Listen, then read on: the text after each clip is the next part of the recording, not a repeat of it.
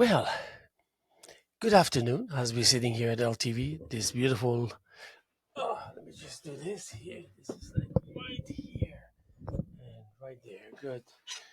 Good afternoon as we're sitting here at LTV, here with the Hello Hello Show on Thursday afternoon, May 9th, 2024. Here with the Hello Hello Show and continuing with the tradition of public access and the tradition of the Hello Hello Show that's been on the air since 1980. Of course, not to fail to mention a contribution by Fraser Dougherty, Francis Ann, and then, of course, the likes of you out there that made it and make it and probably will make it your business to enhance and fortify the concept of public access. That goes without saying as we face the necessity to come together, first of all, with ourselves and come to terms with our creative edge where we rely on and and uh,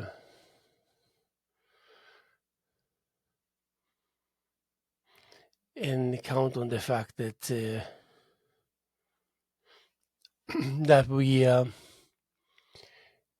need it incredibly in our lives to stabilize, to use as a point of reference, and to put together the idea of even to get used to the idea that even with how our worst nightmare, we can get together now and then and benefit from interacting with it, understanding it, and having that kind of from one point to another, seeing a feeling of refuge, artistic refuge, of course, and then um, you would realize the importance of an external source, such as LTV. Public access is always an external source that allows you to dig in deep from within into the internal source and co-implementing, coexisting, cooperating, joining forces and whatnot. And at the end of the day, you realize, oh my God, not that I did so much. So much has been done today or just now, and for that sake, we have we have the main source for a an incredible how should I say, maybe um and not so unquestionable wishful thinking kind of thing, and that would actually prevail. And you know what, I'm gonna try and call my friend Gary Swanson, see if he's in the mood to chat with us. I'm sure he's going to enlighten us. He's a great artist, great actor, great director, great teacher, and great of so many other things. So it was a pleasure. No, always a pleasure to have the availability of friends that have so much to uh, um, add to the meaningfulness of friendship. You know what I mean? So see if he's available, and if he's available, I think we're going to benefit from it. So looking forward. Let's see.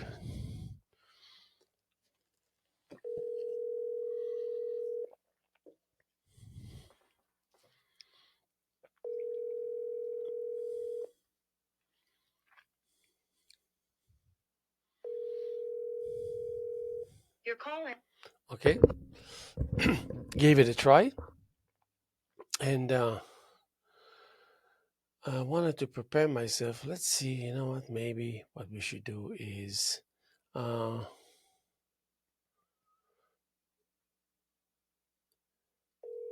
Okay, that's Steve Ram. Let's see if we can get Steve Ram on the phone. And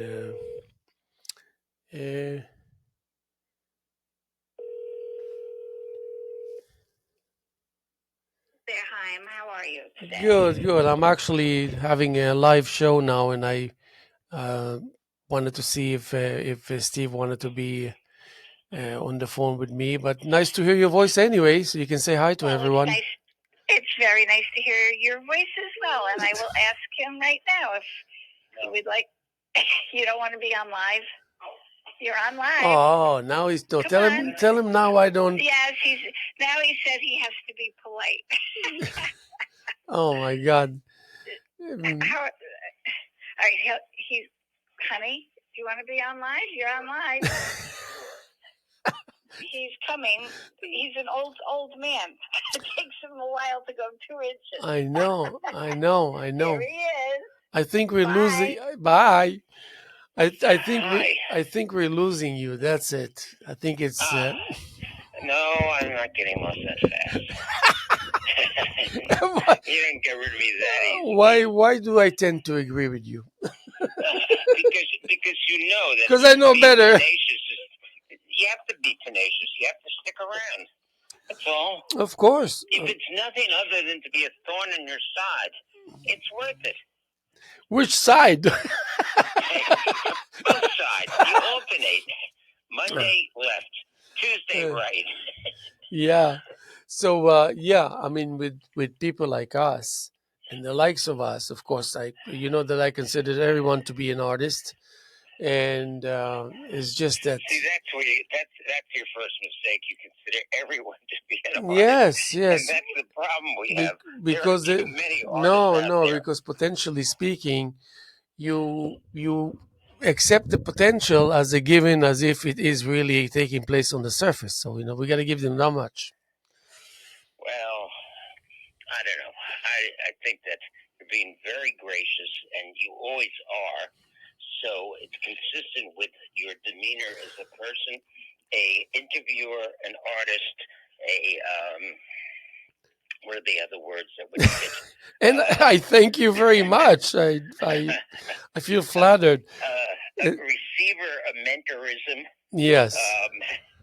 All the good things in life that one can be, and that one is pleased to be a friend because one knows it's appreciated. Yes, of course, absolutely. That's but I need to give you a crash course in abstract expression, not expressionism, freestyle.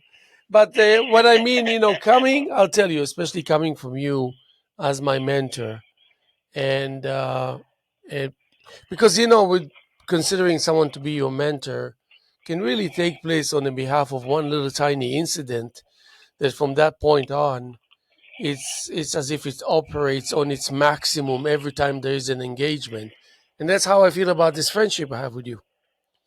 It's a form of intellectual and artistic intercourse. Yes, but also a hands-on reality check every time a discussion takes place, which happens to be pretty much all the time between you and I. Yeah, I don't think that there is a gathering between us that the discussion is not taking place. I would say, and I think rightfully so, that a conversation is not as banal as, how's the weather today? Yeah. I don't think that takes place very often. It's more like it's a concept based upon creativity, both in and out of your soul, in and out of who you are, in and out of who I am, the interaction between people, and what is accomplished, what isn't accomplished on a daily, weekly, monthly, hourly basis. Basically, your life. Yes, and it's something also that we personally need to be reminded of and acquainted of, even though we're talking about ourselves and we know mostly what it is that's taking place in our lives. But still, a reminder is always very crucial, even though now and then, if you take things for granted, it doesn't really hurt. But you know what, Haim? In a really nice way, we don't take it as a form of personal grandeur. We don't take it as a form of self-approval or how good I am or how good you are. It's a dialogue that is open to discussion, open to change, open to all kinds of things, and it's not based upon a dogma of perceived or intellectually designed concepts that are forced upon another person. And It's a conversation that's always yes, open to change. yes, and actually, you just portrayed with verbally portrayed a composition that I would be able to imagine to myself as a necessity for a structure, a theme, a subject matter to take place, and to maybe sometimes, not always, help you form your ability to start a painting and complete a painting and be happy about it. And that these incidents of doubts and self, second guessing and all that, which is not good bad in itself, but we can It's do it. okay occasionally. We can do without. Yes, exactly. Right. So what you just described now is the layout on the behalf of a composition that's put in place by us ahead of time, just because we are considerate of of our needs and of our well-being. Mainly Right. emotional.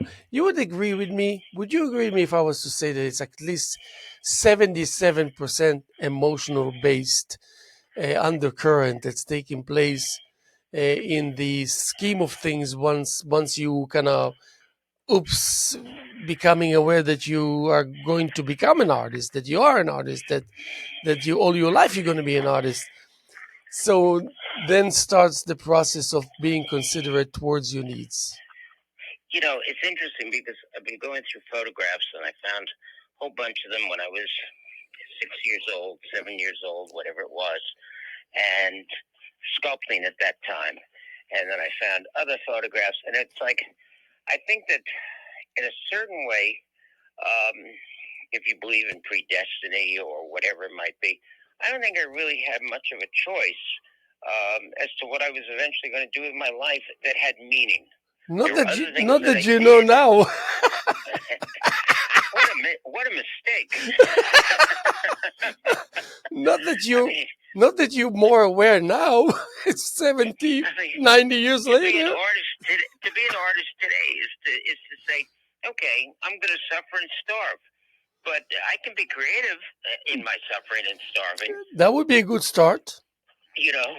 But I sure as hell am not going to have a one man show and sell out everything from $15,000 to $20,000 a painting when the entire world has gone to digital, this, that, and the other thing,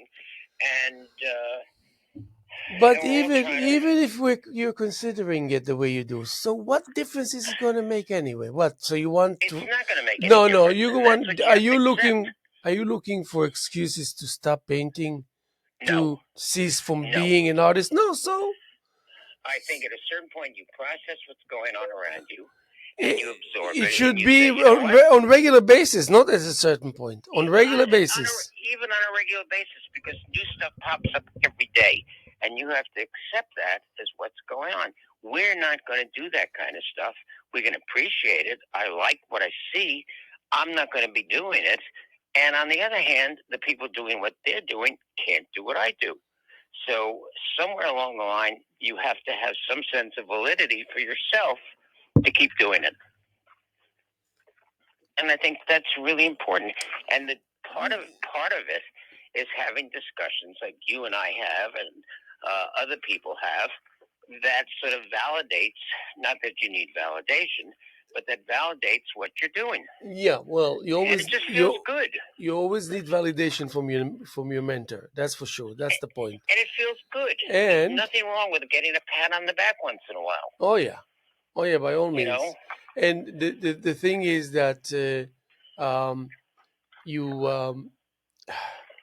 let's just say if you have the privilege of being engaged in more than one artistic medium, then you can start playing the game of cross implementation, and that in itself is a challenge and a half. right, But it's just like I thought the other day about the relevance and the similarities in the relationship between Tai Chi and painting.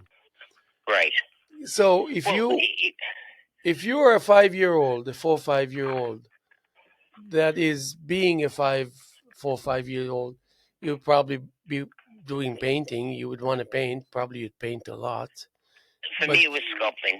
yes, and then you realize things that you cannot express your amazement or your satisfaction from it. You just realize and understand it as a child. And if you're lucky enough, you have someone beside you that notices it and nourishes it and nurtures it, and you become early on a force to be reckoned with, and a force that is standing on the edge of doing things that can really help your immediate vicinity, your neighborhood, your town, your country, your nation, your symbols, your heritage, your flag, all of this.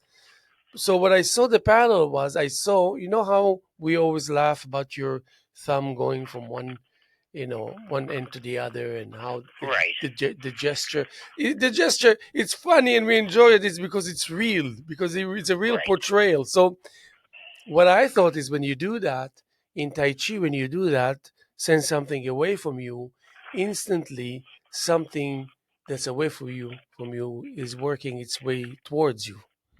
So it's a give and take, it's compensation.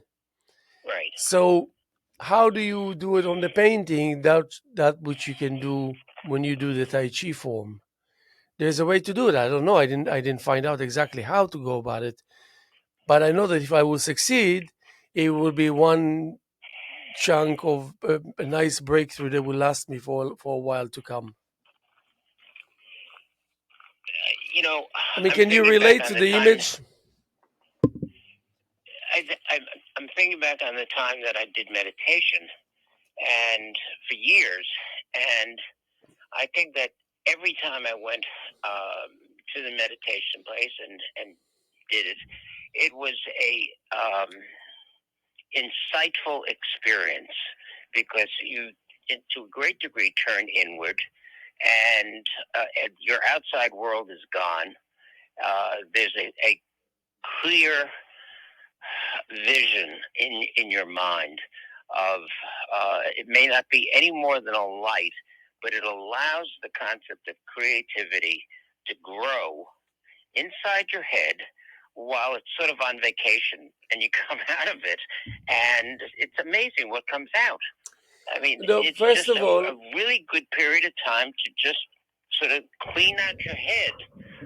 Same way you take out garbage, you clean your mind out, and first it's of good. all, first of all, I cannot imagine you meditating. That's Oh, first of all. I was very Right? good at it, No, and no, I I know, I know. still do it every day. But now, what did I want to say? But in your case, even your meditation needs to meditate. you know, you're like, you're far out. Like, you're so, you know what? I'm actually very, very surprised that, knowing who you are as a personality, that you were able to do exactly the opposite of what your type would be able to do when it comes to painting paintings. All this detail oriented and multiple layers and creating and making your own paint, and yeah, I said how. So you know what, you found the golden uh, configuration, the golden composition, that you can really bring together many elements that will work for you at the same time, and make your life easy in your pursuit of, what is it that you wanted when you were approaching the canvas? Did you want resolution? Did you want compensation? Did you want solace? Did you want realization? Did you want recognition? Did you want resolution? What is it? It's a really good question, and I think the only way that I can answer it is I have no idea. It is it is in Well itself a said. form of meditation because when you pick up the brush, and I've always described to you, there's that moment where just between the tip of the brush and the canvas, there's that moment of hesitation where you think, do I know how to paint? Do I remember how to paint? What am I going to paint? All these thoughts go through your mind, and then suddenly, like a spark, it's all gone because that's when the brush hits the canvas and you're gone. Everything inside your head is clear. You could be thinking about anything. What's for dessert tonight? You've seen the photograph that Lenore took of me with the cat sitting on my shoulder for 2 hours, and the little cat was holding the paintbrush along with me, which was fine because I'm not involved in the painting. There's a process of creativity that goes on, and it's the only way I can explain it. To me, it's got to be. It's a form of meditation. Yeah, but what is it? You lost a lot of the setup and the state of mind and the scenario that took place in order to allow you to paint the way you did. So, what was it replaced with? Because it's no longer there the way it was. Obviously, not even a hint of it. Every every style that I've done from and I call them primitives, but they're not. That required an entirely different mindset than doing the landscapes. And yet, the same thing happens that same moment when you approach the canvas with the brush. There's that same moment of, do I know how to paint? What am I going to paint? And you just, all I can say is that from that moment on, once the paintbrush touches the canvas, no matter what the subject is, I'm basically on vacation. Yeah, but I want you to talk about that portion that is still under your control and under your influence completely. It's a small portion, but it is nevertheless. That's what my interest is in going over with you. Because you know there was, even if a little bit was deprived from you, it would have left a huge cradle. You know what I mean? I would say that the only part that there are moments between the if you picture a lake and it's dead calm, occasionally there's a ripple, and that ripple is what happens between the brushstrokes and between the creating the image of whatever the style is.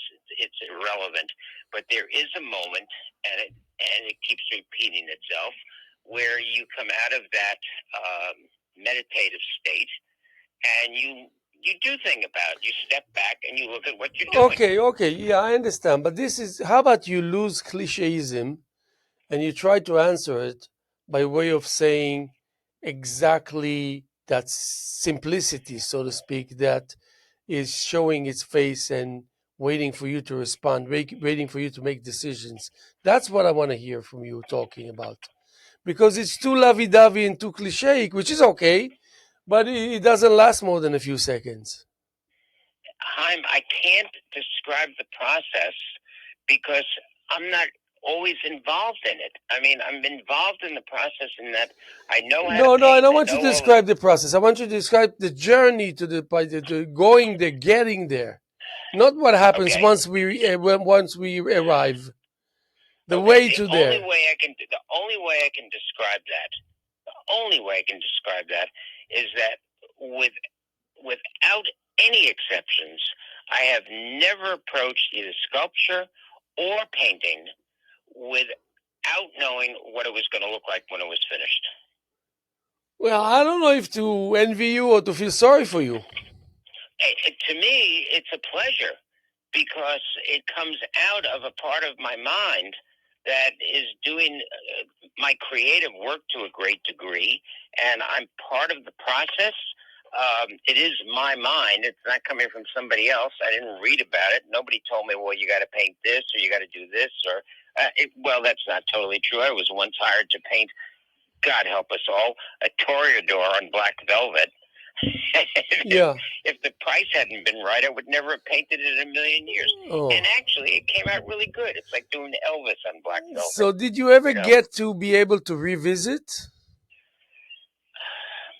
You know something? When I'm finished with a painting, it's done. I have nothing to do with it. No, I mean, it doesn't really have to be revisiting in the sense of going back and starting the painting all over again. More something for spiritual contemplation. You can tell me if you don't understand my questions. No, I can sit and look at a painting, and I can look at it the same way a stranger would look at it. I don't look at it as if it was mine. That's great if you can do that, yeah. And That's the only way. I mean, it's not being selfish. It's not being egotistical. But I can look at one of my paintings and evaluate it, whether it's good, bad, or indifferent, as if I was looking at it for the first time, not being involved in the creative process. And I kind of enjoy that because to me, when I look at some of the stuff I've done, I go, holy well, can you say shit on the phone? No, you cannot. Holy crap. Wow, that blows my mind. How the hell did I do that? Yeah. And then the problem that arises, as you know, is the next time you go to paint, the idea is, I've got to do better. Look, And I want to that's get yes. past that. Yes, but that which is calling you because you just completed a gesture or a stroke and it wants you to come closer. It wants you to come closer and examine that which you take for granted, which is okay. After all, you're the one who created it. But it wants to pull you towards it, thinking that you would appreciate the fact that you're actually pulled by the source itself into that zone of spatialness. Now, what does that mean in plain English is that you are um, um, reminded by the process itself not to take under consideration certain things that will allow you to retrace your steps at least to a certain degree because you worked so hard and even the system itself knows the importance of it and it knows that we can become complacent and neglectful and negligent and whatever. So it serves as a defense mechanism by way of reminding us. What is it reminding us of? All the baby steps that initiated that wonderful motion forward, so to speak, and that it's still pretty much the same as it used to be ever since.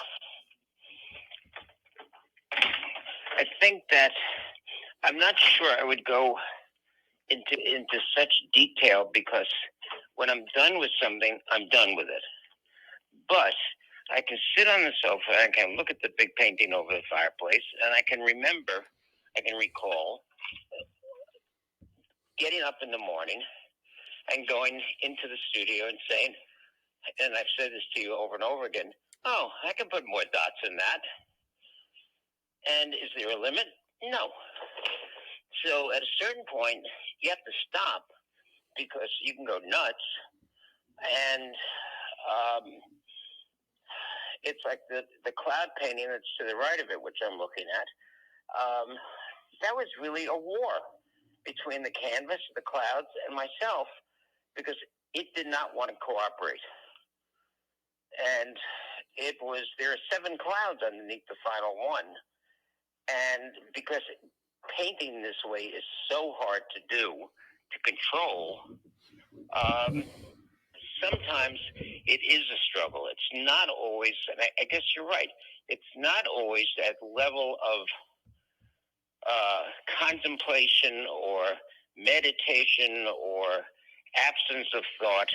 There's a physical, mental struggle going on to create what Now, you see in your head in the to put it on the canvas. yes, and in the spirit of what you just described, if we were to be halfway through the painting or one brush stroke away from completion, don't you think it's the same distance from point of fruition?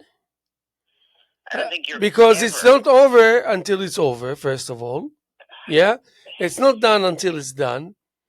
And it's not after, well, I'm getting to this. I'm getting to this by not getting to this.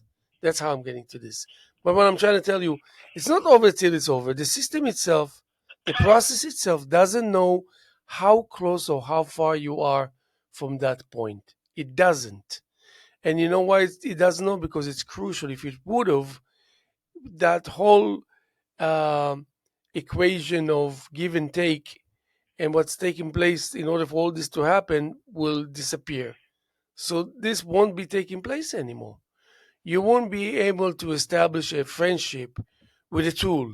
with an attitude, with a skill, as opposed to now being able to literally consider the process itself as if you consider a human source for friendship, for relationship. You know what I mean? I think So that so when do you?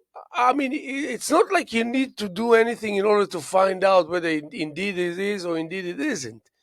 It is a given once you start philosophically decipher that probability, and then you realize quickly enough that it's real, and then from there you implement it on everything that you do when it comes to the second that you stepped into your studio until the second that you literally turned you back to the studio and went on to with your daily tasks. how many times, and I'm asking this because it's happened to me, how many times have you been working on a painting and then just walked away from it and never finished it, just left it, and didn't even think about it, just left it on the wall, and then 6 months later, 8 months later, a year and a half later, suddenly went back to it, saw it in a totally different light, and were almost you almost attacked it vigorously because you knew what it needed and you could finish it. I You I couldn't have finished it a year and a half ago. I know what the my what it will be my answer. None whatsoever. See, I had a painting that I started, and I really liked what was there, but I couldn't finish it. So I just hung it on the wall and I left it there. It probably sat on the wall for 2 years. And And that was the every only time I one you looked at painted it, anyway in 2 years, so it wasn't hard to get back to it. well, it was interesting because I really liked what was there, and it really bothered me that it was incomplete. Yeah, but the thing is So, that it wasn't lost in a mountain of creations that you did in 2 years. It was the only one. well, not quite, Yeah, but well, three others. Okay, fine. 4 pieces in 2 years. Okay, good job. hey, there's some people that are prolific, and there's some people that aren't. No, I don't think it's the quantity. no. I think it's Okay. okay. Listen, this is not an indication of whether you're good or not good and all this. I'm just saying I'm actually saying that you're depriving us from the pleasure of examining and checking out and enjoying and appreciating and respecting work that you produce. So if you produce one, that's great. But if you produce four, that's four times greater than great. Let me add something to that. I'm also depriving myself of the pleasure of both creating. Yeah, well, we don't care about you, Steve. You don't care about me. No. You're irrelevant, even though you're the artist. But as I am, as I consider myself too. Yeah, today I had a conversation with my friend. I said, "Give me a friggin' break, man. Right. Who, who do you know that will care about you? Who would you know that will say, yeah, I know, yes, yeah, thank you, you're right. But what I mean is that, uh, you know, um, you're going through stuff, whatever. One of those things that someone always find him or herself in that scenario. Right. Maybe work related, love related, friendship related, family related, money related, all this, and you just want to be weird for a little while accordingly and vent a little bit and be approached by some people that will say, we've been noticing you. We've been noticing you're down, and we want you to know that we're kind of rooting for you, and we're actually there, and then we want you to just feel good about yourself just by knowing that some people, yes, and the thing that just the knowing that only if it's only knowing that other people really observing and they know what you're going through, but what's really taking place on the surface, they couldn't give a flying f about flying f. They just don't. Right. And it's not like they wouldn't care about the fact that you are experiencing pain or whatever it is, or confusion or challenges.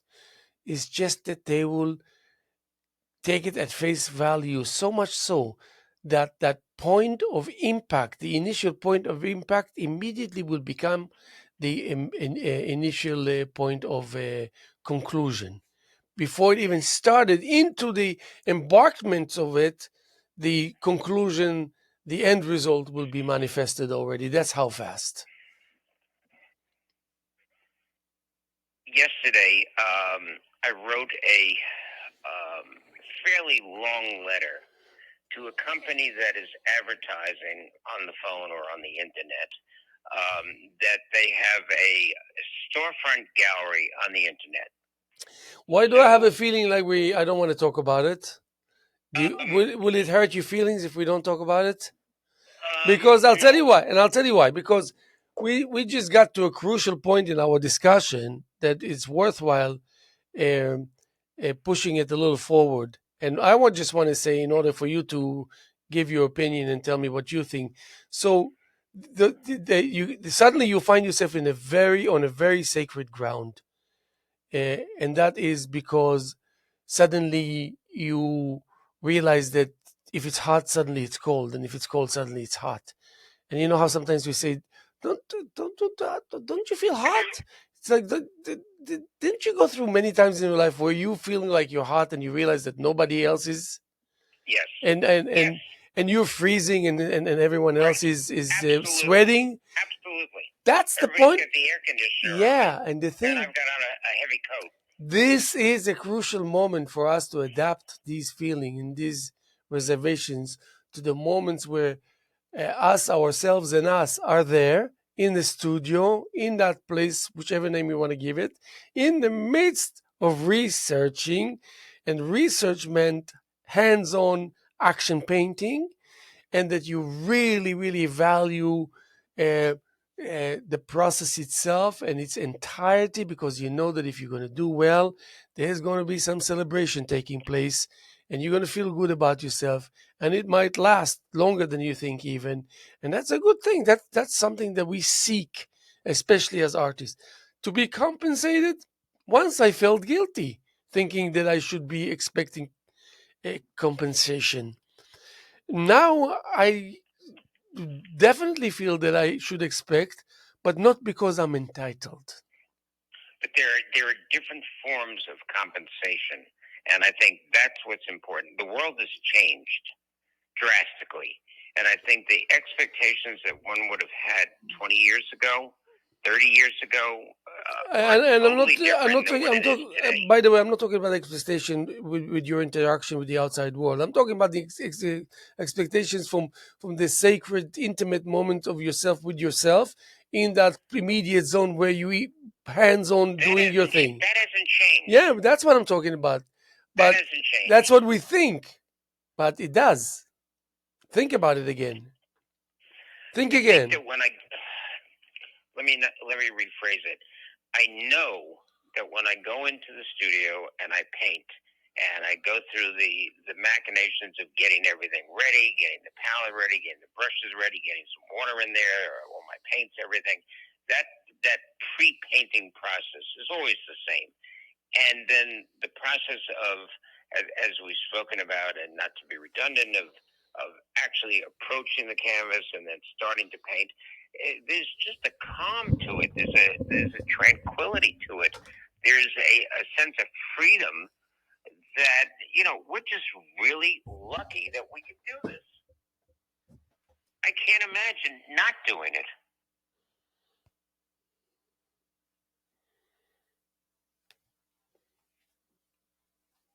Are you there? Yeah, I'm absolutely here. And actually, just as soon as you said that, it was like uh, again, we bother with our attempt to make sense, to know about things that we actually pretty convinced that we know a lot and we maybe don't need to know more, and to pursue recognition, and by doing so, you pursue uh, you know compensation. You want to be compensated, even if it's just a gesture, an internal, quiet gesture that only you can feel, even by in the shape or form of a heartbeat or something. But something that will be recognized as, okay, you know what? It was my birthday today. Somehow, in the wealth of information, I caught Mother Nature wishing me a happy birthday, okay? Something like that. Right. And then it will be so you don't really need festivity from here to the other end of the world, but what happened will equal as if that happened. So when you are in the studio, it's got to be the relevance. What is its relevance to life, to us living our lives in relationship to our family or to friends or to the world or to our business or to our trade or our code of conduct, our relationship with the world, our belongingness, our birth, our life and our death, everything. This is what we have going on for us, and most of which we don't really need to think too much before we know for a fact that, okay, this just went northwest, this southeast, with this quantity and that quantity, looks good, figures good. I'm not going to worry about it too much because our hands are full and there's a lot to address. And in order to address all the things that you really wish to address, you really need that much equity, that many deposits, that many savings to give you a security blanket, and on and on and on. The thinking never ends. Let's say when you were smoking joints one after the other or getting high when you were younger and painting paintings, did it um, uh, change the tone and the style of the voices that you heard? Was it like you're outside of yourself so much so because this is a condition for you to feel like you belong by detaching yourself completely? What was it? Or was it just simply being high and feeling different about the world around you for an hour or two? It depends what you did. Yeah, if it's you smoke a joint, you smoke a joint.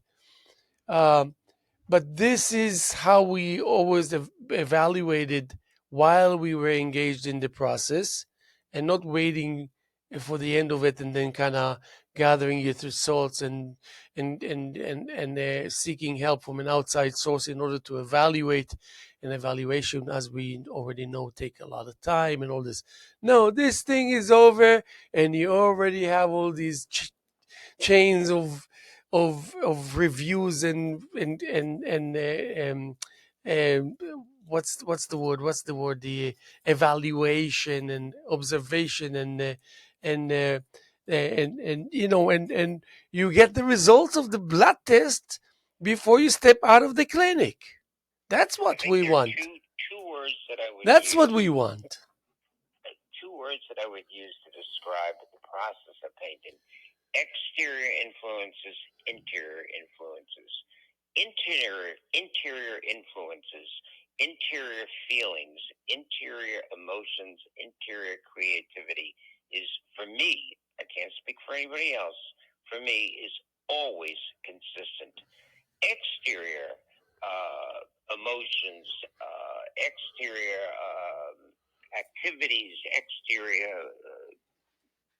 exterior life can interfere with the interior things. But once you're in the process of creating, it's, for me, it's always the same. It's um, you don't need to do drugs. You don't need to do anything. There's just an inner tranquility that comes over you, and you are just at peace with yourself. Yes. Even when you're fighting with the canvas, you're still at peace with yourself because you're doing what you're meant to do, which is create something. I can't imagine going through life not creating things. Yeah, but also It's just in us. also you want to go. I mean, I'm not telling you that this is how I feel and how I my code of conduct, but you kind of, for as a form of speech, you want to go out there and make people feel like what it is that they witness is something that they cannot do themselves. And then when they look at it and they say, "Well, who's the artist?" "Oh, he, she," and then you approach and you say, "Friggin', whatever." I mean, this is the person that made this painting. Uh, I need to shake his hand, her hand. I need to say thank you. I need to say something. There will be an extension of me realizing I cannot do that if my life depended on it. So that's your exterior. yes, yeah, wait. But in that process, my interior fluids, they don't stay in place. They externalize, they go out into the fresh air, a certain amount of it evaporates, and a certain amount of it is being purified and goes right back to the interior source. It doesn't, and then it's also scanning, by doing so, introducing all these wonderful things that it brought from the outside. But what I'm trying to say is that you actually want to be able to say, okay, listen, if it's stage 4 canvas, watch your watch your tongue, watch your mouth. I don't want to hear anything from you. If I'm doing fine, I have somewhat of a clean bill of health, please let me know, and let me know soon, as fast as possible.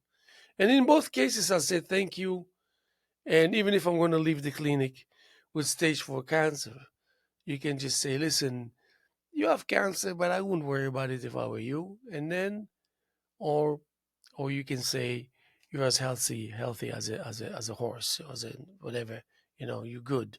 But I want to be aware, I want to be able to receive knowledge, realizations, results almost instantly, because there's no excuse for everything all combined in the world that's taking place now to be affected by the fact that everything is instant.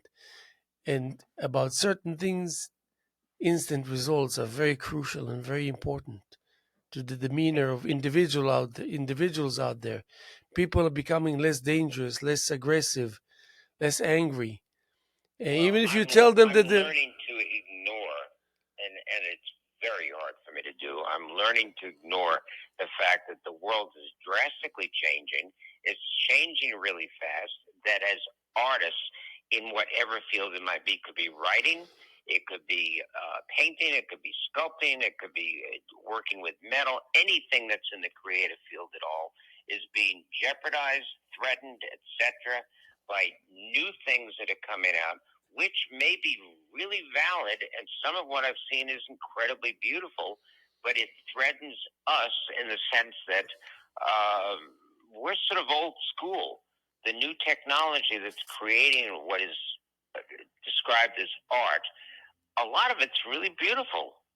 And we're never going to do that, but that doesn't mean that what you're doing and I'm doing and other people are doing is obsolete. yeah. So the conclusion of it all, like we say, I needed a person like you to be my mentor in crucial years, 15 or more years ago, when I knew a thing or two about paintings, technically speaking, but I was, completely vulnerable, exposed, doubtful, hesitant, and all of the above. Issues with self awareness and self esteem and whatnot. And then you came. I think if you examine where you are today compared to where you were 15 years ago, if you sat down and thought about it, I think you'd find that you're in exactly the same place, because what you have ahead of you is the word that comes to mind is a threat, because you're going to be changing what you're doing. And you don't know exactly where that road is going, nor do I. I don't know what's next. All I know is at a certain point, I've stopped doing landscapes. I don't know what's next. Yeah, but the styles are really irrelevant. Styles are just a secondary tool. I know where I'm going. I know where I'm going, not by way of having a goal that I go towards. I know where I'm going because the message is one and the same. The message is about that fluency and continuity. A continuity and fluency, and something that's kind of a loop that calms you down for the right reasons, coming from a demeanor and an attitude of an artist, of a person, of a human being. And that's who we are. I saw you putting, in order to help me and to be my mentor, whether you knew it or not, you had to put your ego aside, which you did. That I appreciate. Because I knew with you, man, and your ego, forget about it. Nothing in the world would make you forget about your ego. Hey, just because I'm the greatest. Yeah. Listen, well, And if you believe that, and you know what? you got a And problem. most likely you might be the one. Yes, and I don't rule it out at all. But what I'm saying is that I, I, uh, I, I, I counted my blessings humming. I never dared singing. Right. Literally humming. So I will survive. So almost I say, as long as I hum, I don't drown, kind of thing. Right. As long as I don't drown, then I will be around to hear your reply, your answer. You understand my call for aid? I want to be there when you say, "Oh, okay. Did anybody call? Did anybody needed help here?" I want to be there and say, "Yeah, yeah, yeah, yeah, yeah. I was expecting you." Yeah. The worst thing that can happen, which happens more often than not, is that you sign up for a callback, but you forgot to be enthusiastic about reminding yourself that there's going to be a callback. It's just like the immigration here in the United States. Like, if you start the process of becoming, naturalization and all this, if you make one little tiny friggin' mistake, they send you back 6 months on the list. You know how Right. cruel that is? Cruel Right. or not? Do you know how tough that is? Right. Like, hello, compassion. No, no, the system knows nothing of that. It knows Right. I agree. you did something wrong, and you're going back to the end of the line, baby. And if you argue, it will be much longer. So Right. anyway, so what I'm saying, what happens to the crime that fit? I mean, the punishment that fits the crime. What happens to That's that? gone. Those, you brought up a Eh, subject which is And totally then I know, different. and I'm not one. I don't want to discuss that the subject, the obvious subject that comes out of it. I'm talking artistically, in a metaphoric fashion. The question is, how do you phrase it that it applies to the process of creativity? Is there a crime? How do I word That's this? a good. That's a good point. Is there Continue. is there a crime in the process of creativity that you can't undo, or is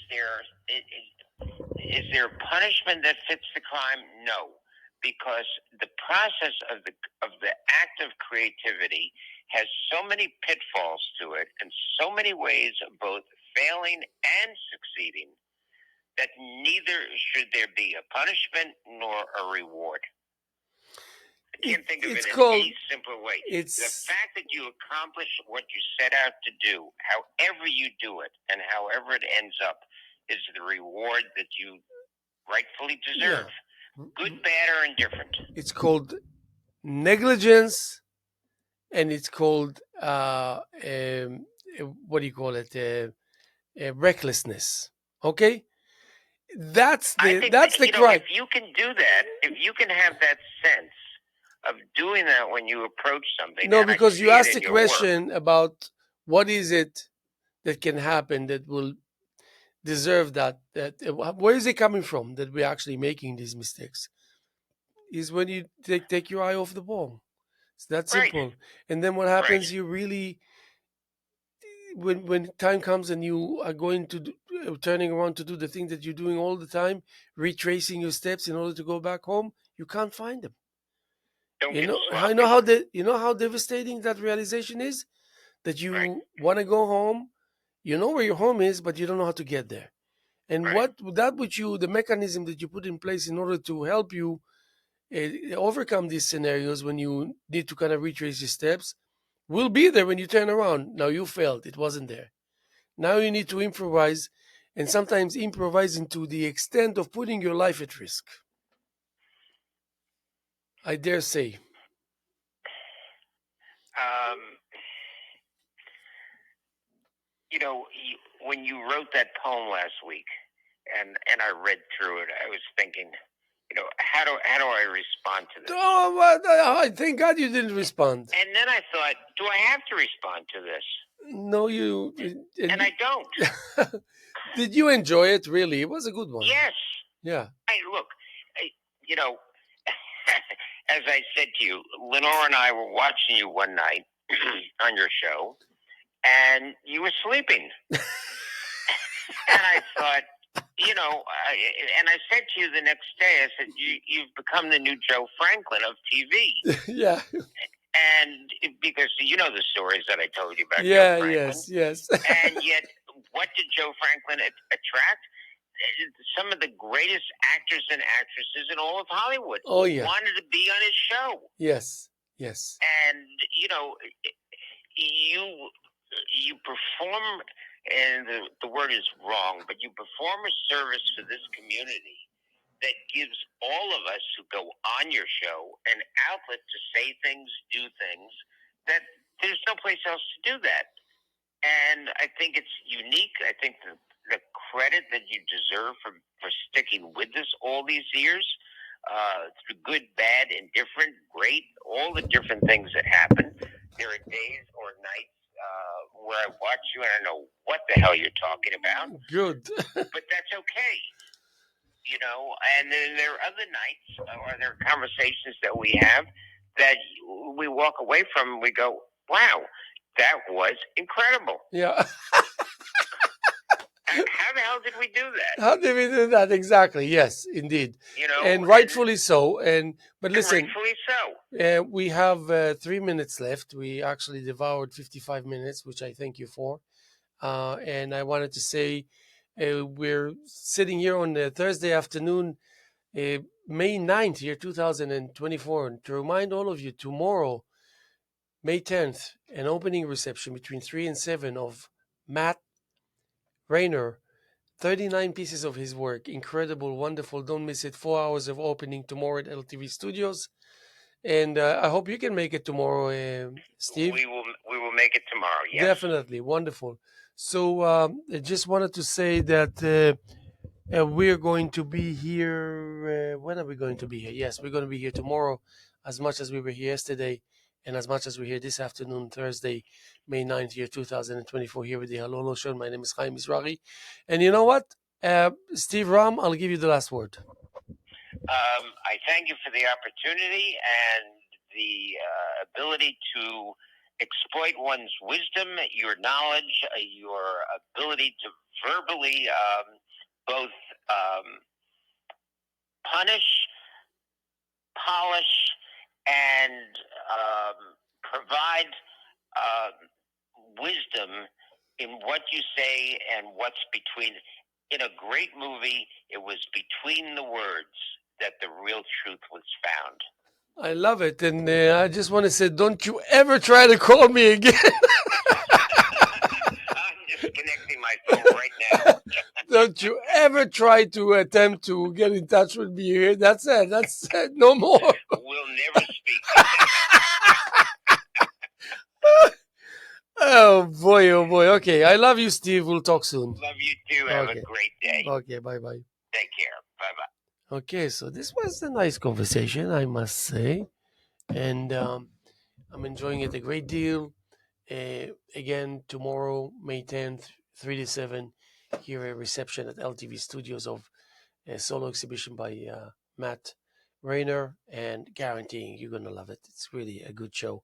So hopefully we'll see you then. And of course, right around the corner, Memorial Day. Prepare yourselves, guys. And we'll talk to you soon. Thank you, thank you, thank you.